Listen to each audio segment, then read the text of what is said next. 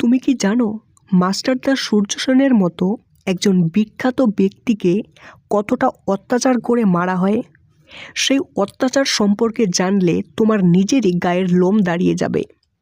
মাস্টারদা সূর্য সেন ছিলেন ভারতবর্ষের একজন বিখ্যাত ব্যক্তি এবং ইন্ডিয়ান রিপাবলিক আর্মির প্রতিষ্ঠাতা। 1930 খ্রিস্টাব্দে মাস্টারদা সূর্য সেন চট্টগ্রাম অস্ত্রাগার লুণ্ঠন করেন এবং সেইখানেই বিপ্লবী সরকার গঠন করেন। এরপরে 1933 খ্রিস্টাব্দে সন্ত্রাসবাদী কার্যকলাপের অভিযোগে তাকে গ্রেফতার করা হয় এবং বিচারে তার ফাঁসি ঘোষণা হয়। এরপরে শুরু হয় তার উপরে অত্যাচার।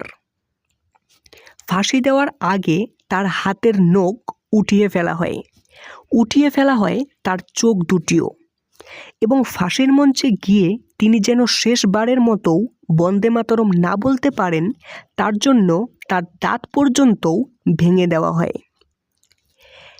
দেশের জন্য একটা মানুষকে কত কষ্টই না সহ্য করতে হয়েছে। এই রকম একটা বিখ্যাত ব্যক্তির জন্য কমেন্টে একটা সুন্দর লাইন লিখে যেও। আর ভিডিওটা যদি ভালো লাগে তাহলে অবশ্যই একটা লাইক করে দিও।